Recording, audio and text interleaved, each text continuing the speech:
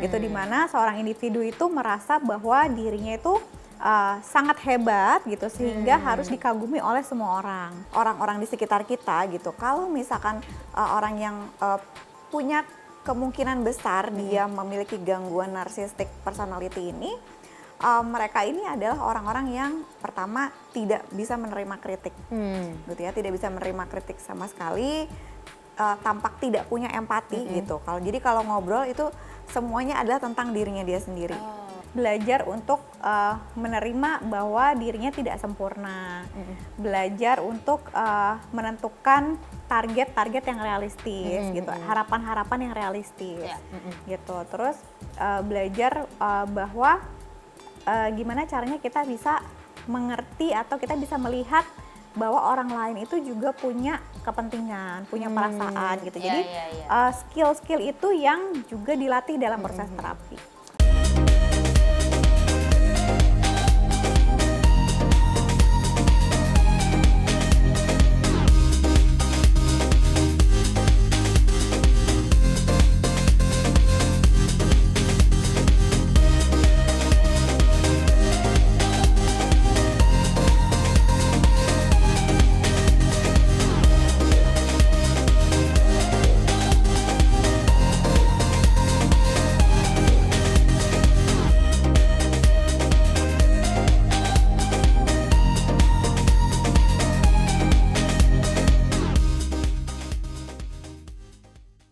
Hai Bunda-Bunda di rumah, apa kabar semuanya? Kembali lagi di persembahan untuk Bunda, Bunda Cerdas Keluarga Bahagia. Hanya di Mata Milenial Indonesia TV, matanya Indonesia. Bersama aku Putri Andriana yang akan menemani Bunda selama kurang lebih 30 menit ke depan, dan kita akan membahas topik-topik yang menarik.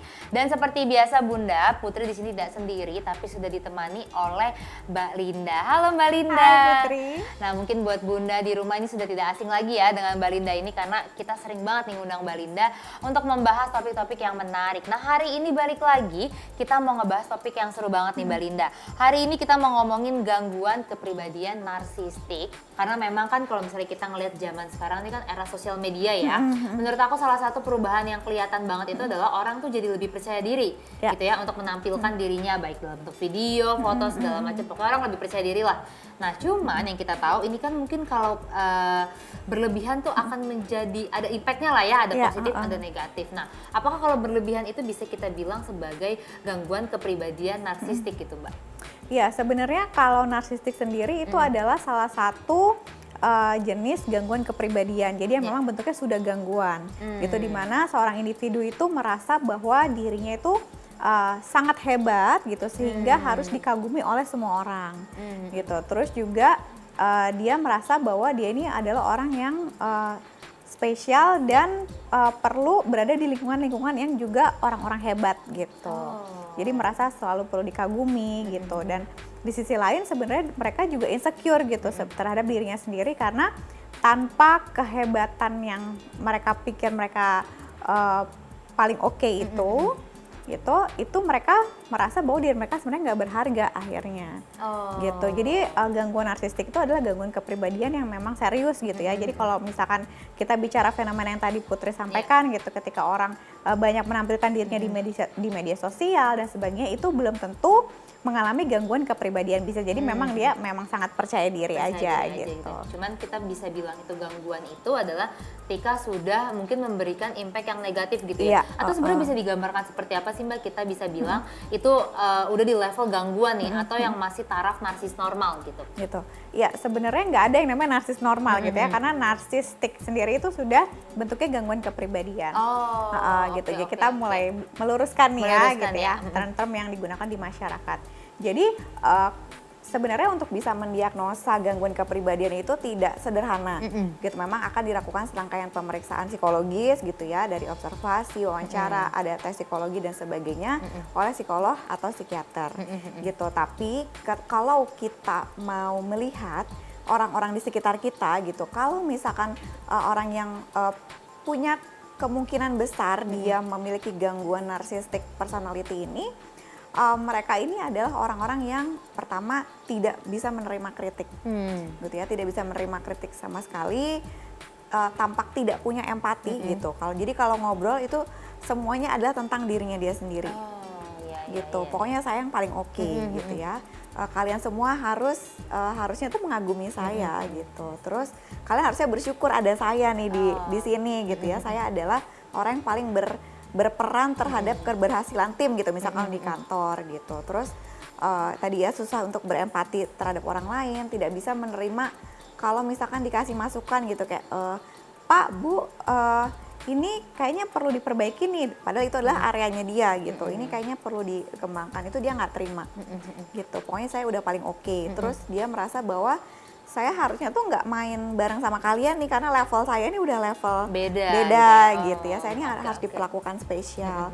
Nah, kalau kita melihat orang-orang seperti itu, maka kemungkinan mereka adalah orang-orang yang punya ciri-ciri gangguan kepribadian narsistik. Jadi sebenarnya berarti kata narsis sendiri aja tuh sebenarnya udah mencerminkan gangguan Iya, kepribadian betul. ya. Berarti bener banget nih kata Mbak Linda, ini adalah term yang sering banget salah digunakan di masyarakat. Ngatain orang tuh gampang banget dia narsis loh gitu kan. Padahal sebenarnya narsis itu adalah level kepercayaan diri yang sudah berlebihan gitu ya. Yang mungkin kita bisa bilang berlebihan itu kalau sudah berimpact ke orang lain. Karena kan banyak juga mungkin ya Mbak, adalah yang merasa terganggu gitu karena narsistiknya seseorang gitu, baik individu maupun kelompok. Tapi banyak juga yang mungkin lebih ke bodo amat lah atau nggak memperdulikan gitu. Nah, kalau masih orang menganggap itu adalah bukan level yang parah, apa bisa kita bilang narsis atau enggak gitu? Nah, untuk bisa kita menentukan apakah dia punya gangguan narsistik atau tidak, itu perlu diperiksa memang gitu. Tapi kita bisa lihat indikator-indikator atau perilaku-perilaku yang umum ditampilkan oleh orang-orang yang narsistik seperti yang tadi gitu. Jadi kalau misalkan kita lihat teman kita sombong gitu ya, sombong tapi masih punya empati gitu, sombong tapi masih bisa menerima masukan dan sebagainya, berarti memang oh dia emang sombong aja gitu ya, terlalu percaya diri aja tapi tidak sampai gangguan. Gitu. Jadi sebenarnya selama itu mungkin tidak mengganggu orang lain gitu ya, selama dia bisa menyocokkan diri nih mungkin ya dengan lingkungannya, tidak mengganggu orang lain, ya mungkin itu masih it's okay. Tapi ini balik lagi nih kayak tadi kita kan ngomongin sosial media. Zaman sekarang itu kan orang pada upload foto, video, apalagi selfie dan segala macam. Terus dikasih feedback yang positif nih dari netizen gitu bahasanya ya. Akhirnya ngebuat kita tuh jadi ketagihan, happy, kayaknya pengen ngupload lagi, jadi harus show our best gitu ya, terbaik. Nah, itu sebenarnya positifkah atau menunjukkan narsistik, Mbak?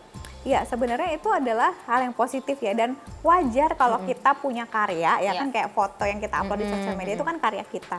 Kita punya karya terus diapresiasi sama orang lain, itu kan hal yang wajar ya kalau kita seneng gitu. Nah, bedanya kalau orang yang narsistik itu kalau misalkan dipuji, dia nggak seneng. Karena dia merasa memang itu sudah seharusnya.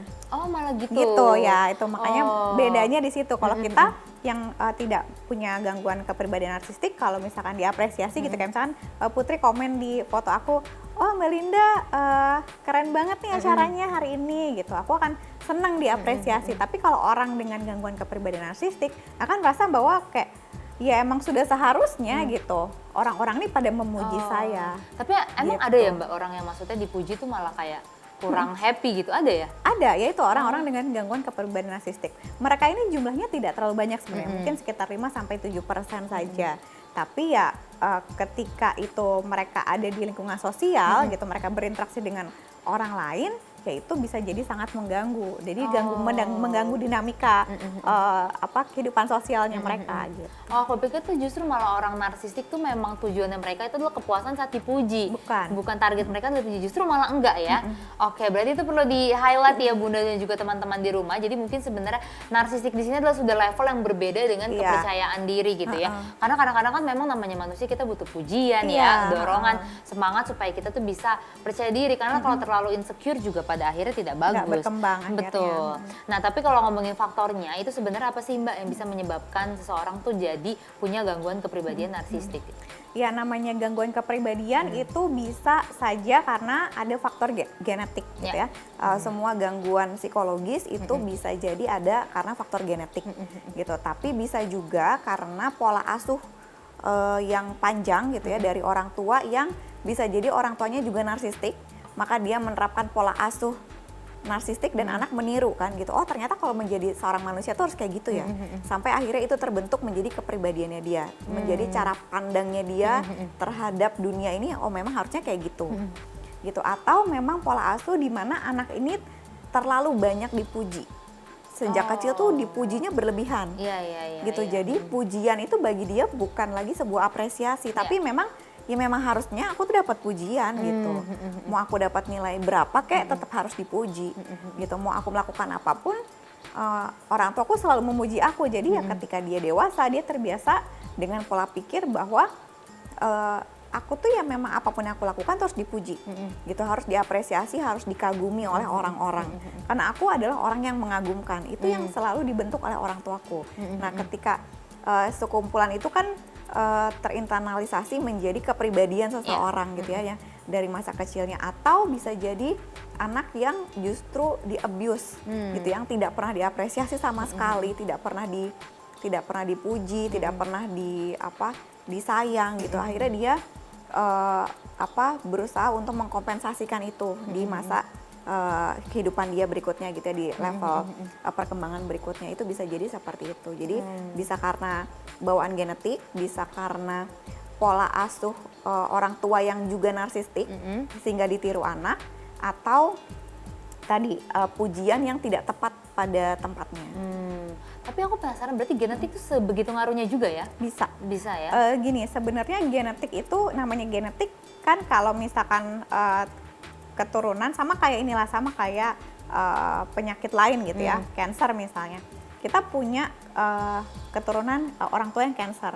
Tapi kalau kita punya gaya hidup yang sehat, tidak ada pemicunya, maka cancer kita itu tidak akan berkembang menjadi penyakit yang berbahaya gitu. Padahal kita punya gen cancer gitu kan. Sama dengan seperti ini gitu. Kalau misalkan orang tuanya punya masalah gangguan jiwa narsistik tapi mendapatkan penanganan sehingga anaknya bisa mendapatkan lingkungan keluarga yang sehat, maka itu kecenderungannya tidak berkembang menjadi gangguan kepribadian di masa dia dewasa. Berarti intinya sebenarnya walaupun itu kita bisa bilang genetik, tapi kita masih bisa juga mempreventifkannya ya, gitu. Betul. Balik lagi ke gaya hidup kita, pola asuh orang tua. Nah itu aku setuju banget, kadang-kadang banyak sih aku melihat pola asuh orang tua tuh mengapresiasi harus gitu ya, cuman terlalu berlebihan, akhirnya melontarkan pujian, jadi segala apapun yang dilakukan anaknya tuh jadi sebuah pujian, akhirnya anaknya mungkin jadi tinggi hati gitu ya, jadi narsis gitu ya, percaya kalau misalnya apapun yang menurut dia itu selalu benar dan dia selalu membanggakan, padahal namanya manusia itu akan terus belajar. Tapi kalau yang tadi aku agak menarik nih poin dari Mbak Linda yang dia itu pujian itu bukan apresiasi lagi buat orang narsis, jadi memang hal yang biasa. Nah itu ada kaitannya nggak sih, maksudnya akhirnya kepribadian narsistik ini bisa membentuk seseorang tuh jadi nggak pernah bersyukur gitu, nggak ada rasa puasnya gitu ya, itu ada kaitannya nggak sih Mbak? Bisa aja gitu ya, dampaknya ke sana karena dia jadi sulit untuk menerima hal-hal positif gitu, karena dia merasa hal-hal positif yang terjadi kayak apresiasi gitu, kayak promosi dan sebagainya, atau dipuji dan sebagainya, itu adalah ya sudah selayaknya aku harus gitu. Jadi itu tidak menjadi motivasi buat dia untuk oke, aku ternyata hasilku bagus ya. Kalau kita nih yang tidak punya gangguan, kita ketika diapresiasi merasa hasil kita bagus, kita jadi merasa kayak aku pengen bikin yang lebih baik lagi gitu ternyata, karena kita seneng kan mendapatkan apresiasi. Tapi bagi orang-orang dengan gangguan kepribadian narsistik, ya diapresiasi itu hal yang wajar. Apapun saya lakukan memang harus diapresiasi gitu. Memang saya ini adalah orang yang harus dikagumi oleh semuanya gitu. Jadi bagi dia bukan sesuatu yang spesial. Iya, betul. Jadi memang jadinya tuh orang bukan menganggap itu dorongan, tapi itu ada hal yang biasa ya kan, akhirnya orang tidak bisa bersyukur mungkin atas apresiasi orang lain, padahal menurut orang lain pujian yang dilontarkan itu adalah sebuah apresiasi yang berharga kadang-kadang. Berarti itu bisa kita lihat ya Bunda dan teman-teman di rumah, salah satu contoh karakter dari gangguan kepribadian narsistik itu adalah tadi, jadi menganggap sebuah pujian itu bukan sebagai apresiasi tapi juga sebagai hal yang biasa. Tapi mungkin masih banyak lagi faktor lainnya atau karakteristik dari kepribadian narsistik yang mungkin Bunda-bunda belum tahu, tenang aja. Nanti aku mau gali lagi sama Mbak Linda, tapi kita mau istirahat dulu. Jadi buat Bunda jangan kemana-mana, tetap di Persembahan untuk Bunda. Bunda cerdas, keluarga bahagia.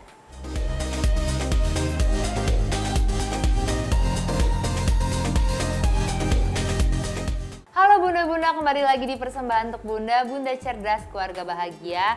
Dan masih bersama aku dan juga Mbak Linda di sebelah aku. Kita masih melanjutkan topik kita ya Bunda, membahas tentang gangguan kepribadian narsistik. Jadi dari perbincangan kita di segmen-segmen sebelumnya, bisa kita simpulin ya, salah satu efeknya mungkin dari adanya gangguan kepribadian narsistik itu adalah bagaimana seseorang itu berinteraksi sosial dengan orang lain ya. Jadi mungkin salah satunya itu bisa menyebabkan masalah ketidaknyamanan dengan orang lain gitu ya, atau orang lain jadi tidak respect gitu ya sama kita. Nah, itu gimana sih Mbak cara menyelesaikan masalah tersebut, apalagi kalau misalnya kita lagi ngomongin dari segi aspek pekerjaan dan psikis orang tersebut? Iya, cara menanganinya tentu kalau sudah namanya gangguan psikologis perlu mendapatkan intervensi psikologis dan itu perlu dilakukan oleh psikolog dan juga psikiater gitu. Tapi kita sebagai orang di sekitarnya kita juga perlu menjaga diri kita nih, buat gitu. Jangan sampai kita kena impact negatif dari si orang yang punya gangguan personality ini gitu, karena kita tidak bisa menyembuhkan dia gitu. Karena kita mau ngasih tahu bahwa kamu kayaknya narsis deh gitu. Orang narsis itu tidak akan pernah bisa menerima itu karena mereka tidak bisa mengevaluasi dirinya sendiri. Nggak bisa menerima bahwa saya tuh punya kekurangan, nggak ada tuh ceritanya kayak gitu gitu. Jadi yang sebenarnya perlu diperhatikan adalah kitanya ini nih sebagai orang yang ada di sekitarnya yang perlu menjaga kesehatan mental kita supaya jangan sampai terimbas. Oke, berarti tipsnya gimana tuh Mbak? Misalnya kita kan sama-sama tahu ya, ada nih orang yang memiliki gangguan kepribadian narsistik dan mungkin kalau kita menghadapinya tuh nggak nyaman untuk kita. Tapi mungkin tips dari Mbak Linda supaya kita menghadapi orang-orang yang narsistik itu seperti apa gitu? Iya, yang pertama adalah kita perlu memahami bahwa apa yang disampaikan oleh orang dengan gangguan kepribadian narsistik atau kita singkat orang yang narsis ini itu jangan kita anggap sebagai ucapan personal gitu ya, tidak menyerang personal gitu, karena mereka memang ya mereka nggak bisa berempati gitu. Jadi kita jangan take it personally gitu, jangan baper lah gitu ya sama orang yang NPD ini. Terus yang kedua, kita perlu membangun batasan diri gitu. Kita perlu membangun mana yang ini perlu didengerin, mana ini enggak gitu. Ini kayak ini sudah mengganggu kenyamanan saya, maka saya akan tutup telinga, saya akan udah deh, saya nggak mau ketemu kamu dulu misalnya itu ya. Atau kita bisa sebut set boundaries gitu ya, membuat batasan diri yang tepat. Terus yang ketiga, kita perlu secara berkala, kalau emang kita tahu nih ya di sekitar kita ada orang yang gangguan narsistik, secara berkala kita ngecek seberapa yakinnya kita, seberapa percaya kita terhadap diri kita sendiri gitu. Karena orang-orang dengan gangguan narsistik itu akan tidak ragu untuk menyerang orang lain atau memanipulasi orang lain supaya mereka berada di tempat yang paling atas gitu ya. Jadi mungkin orang itu akan merendahkan kita gitu, menganggap bahwa kamu mah nggak bisa, kamu tuh emang paling nggak ngerti gitu. Karena itu mereka bukannya mau menghina kita, tapi karena itu mereka tidak mampu berempati terhadap kita. Jadi kalau misalkan kita ada di sekitar orang narsistik, maka kita secara berkala perlu kembali meyakinkan diri bahwa kita tuh bukan seperti yang diomong sama si orang itu loh gitu. Oke, jadi kita harus meyakini diri kita sendiri karena kan kadang-kadang ya tadi ya mungkin efek negatifnya mereka bisa manipulasi, mungkin bisa melontarkan kata-kata yang menyakitkan hati. Ya udah kita sabar aja gitu kali ya intinya, dan kita nggak boleh dari kalimat tersebut jangan baper dan akhirnya bikin kita tuh malah insecure gitu ya. Padahal memang mungkin orang tersebut aja yang terlalu berlebihan gitu ya narsisnya.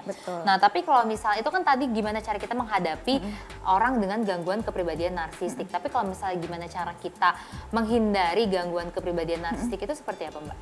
Sebenarnya cara menghindari itu ya balik lagi ya, karena gangguan kepribadian narsistik itu terbentuknya panjang dan itu sejak masa kecil gitu ya, panjang, dan itu faktornya bukan dari karena kita yang sengaja gitu atau kita masuk ke dalam sesuatu tempat, tapi memang lingkunganlah yang mengkondisikan kita gitu. Jadi teman-teman kalau sudah mulai merasa kok saya nggak nyaman ya, pokoknya ada kerasa ketidaknyamanan dengan diri sendiri atau tidak nyaman dengan lingkungan sosial, baiknya segera mencari bantuan profesional karena sedini mungkin itu ketahuan, maka akan lebih mudah dan lebih cepat untuk penanganannya gitu. Mungkin saja teman-teman ada yang punya tadi ya potensi untuk memiliki gangguan kepribadian narsistik, tapi pada saat di awal teman-teman coba lebih sering berlatih untuk minta orang lain ngasih masukan gitu. Gitu.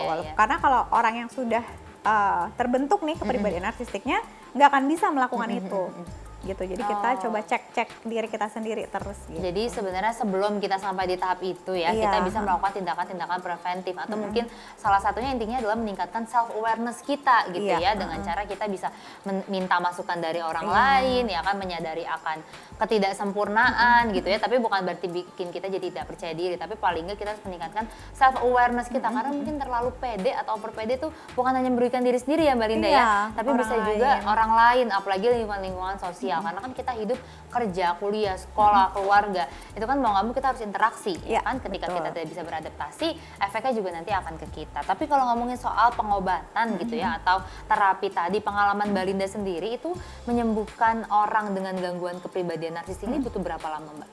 Kalau untuk butuh berapa lamanya ini variatif, tapi yang pasti tidak singkat gitu ya, karena untuk proses membantu teman-teman dengan gangguan kepribadian narsistik ini butuh layer dan lapisan yang banyak gitu yang perlu diolah gitu. Antara lain adalah membantu mereka bisa lebih adaptif gitu, bisa belajar untuk menerima bahwa dirinya tidak sempurna, belajar untuk menentukan target-target yang realistis gitu, harapan-harapan yang realistis gitu. Terus belajar bahwa gimana caranya kita bisa mengerti atau kita bisa melihat bahwa orang lain itu juga punya kepentingan, punya perasaan gitu. Jadi skill-skill itu yang juga dilatih dalam proses terapi. Oke, ya paham. Berarti memang tahapnya gitu ya, nggak bisa di satu kali doang. Mungkin kalau konsultasi ke psikolog harus melalui beberapa pertemuan gitu ya, berarti ya nggak bisa satu kali aja, tapi untuk menyembuhkan gangguan kepribadian narsistik tersebut. Dan mungkin tidak bisa langsung secara total gitu ya Mbak ya, pasti perlahan-lahan dulu ya, dari tingkat kepercayaan dirinya, dari goalnya dan segala macam. Tapi intinya kalau misalnya memang sudah merasa harus diobati, baiknya langsung ke profesionalnya aja, langsung ke psikolog, atau mungkin bisa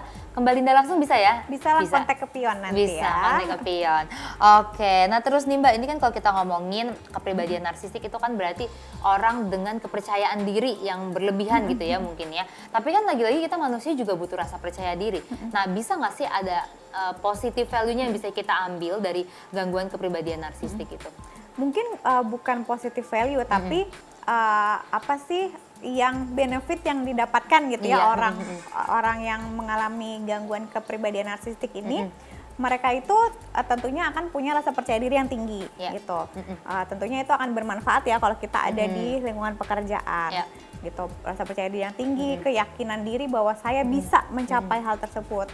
Cuman sayangnya karena mereka ini tidak punya kemampuan mengevaluasi diri, akhirnya hal-hal yang mereka sampaikan bahwa mereka bisa, mereka yang berperan dan sebagainya itu belum tentu real, belum tentu benar gitu, belum tentu mereka yang memang menyelesaikan tugas tersebut, belum tentu mereka punya peran besar, jadi belum tentu apa yang mereka sampaikan itu benar gitu. Jadi tetap lebih baik tidak punya gangguan kepribadian. Tetap mungkin kepercayaan dirinya bisa percaya kita dirinya betul tiru, bagus. tapi berlebihannya tidak gitu ya. Karena kalau misalnya lagi-lagi sesuatu yang berlebihan itu tidak baik. Jadi gitu ya Bunda, gangguan kepribadian narsistik dan juga teman-teman di rumah mungkin itu awalnya dari kepercayaan diri, cuman pada akhirnya yang berlebihan sampai memberikan impact yang negatif ya ke sosial terutama, itu bisa kita bilang gangguan kepribadian narsistik. Dan tadi yang kata Mbak Linda bilang, faktornya juga banyak, bisa dari genetik, bisa juga dari pola asuh. Jadi mungkin yang jadi PR ayah dan bunda di rumah ini adalah bagaimana mengasuh anak supaya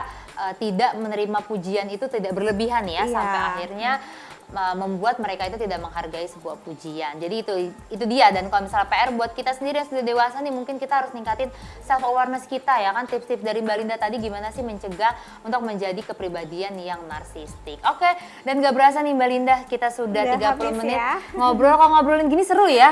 Kadang-kadang 30 menit tuh gak berasa gitu. Kayaknya pengen nih ngobrol terus. Sebenarnya masih banyak sih yang pengen aku tanya lagi ke Mbak Linda. Cuma mungkin kalau Bunda atau teman-teman kepo bisa kontak Mbak Lindanya langsung ya. Nanti kita bahas topik-topik lainnya lagi ya Mbak Linda, tapi tidak di episode kali ini. Aku dan Mbak Linda pamit undur diri. Sekali lagi terima kasih untuk Bunda dan teman-teman sudah menyaksikan episode persembahan untuk Bunda hari ini. Kita ketemu lagi di episode lainnya, pastinya hanya di Mata Milenial Indonesia TV, matanya Indonesia. Dadah Bunda.